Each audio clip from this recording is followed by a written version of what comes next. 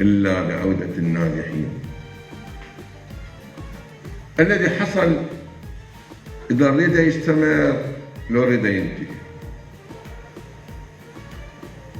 الذي حصل أقول بكل محبة وبكل صراحة، أكو من غلب على أمره ما يقدر يسوي، وأكو من يعتقد انغرب الأساليب اللي إجت، واحد خائف منه،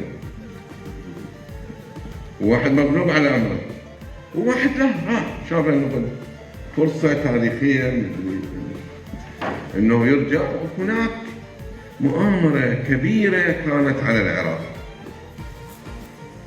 قدامكم كلكم، لا تثبتوا لي ان واحد من النازحين قام بهذه العمليه، عمي انا افصلكم مربع وال50 شهيد بلا.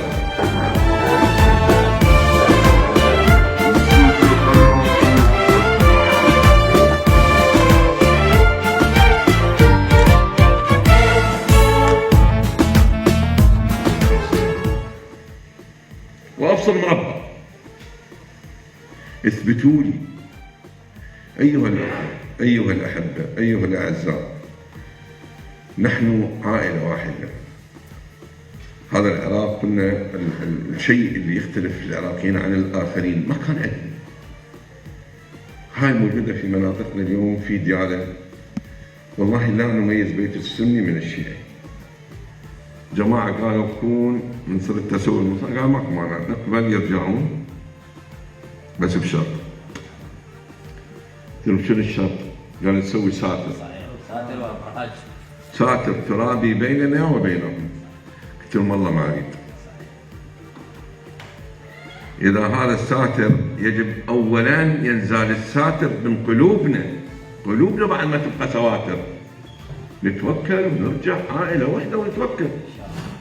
عقد في هذا اليوم المبارك مؤتمر الصلح العشائري بين عشيرة بني تميم العتاتبة وعشيرة القراغول، والاتفاق على مبدأ الفصل العشائري.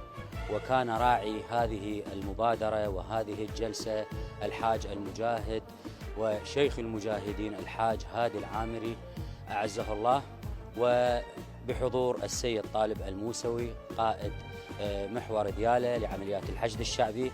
وتم هذا المؤتمر في مقر العمليات. صبيحة هذا اليوم انعقدت جلسة المصالحة في مقر قيادة قاطع عمليات ديال الحشد الشعبي بين عشيرة بني تميم العتاتبة وعشيرة القراغول، وبحضور الحاج هادي العامري رئيس تحالف الفتح.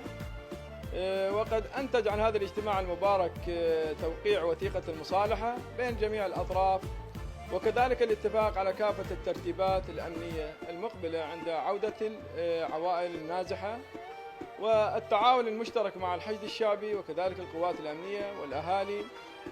أكد الحاج العامري على نبذ الطائفية بكل أشكالها، وإن القضاء على الطائفية هو القضاء على الإرهاب.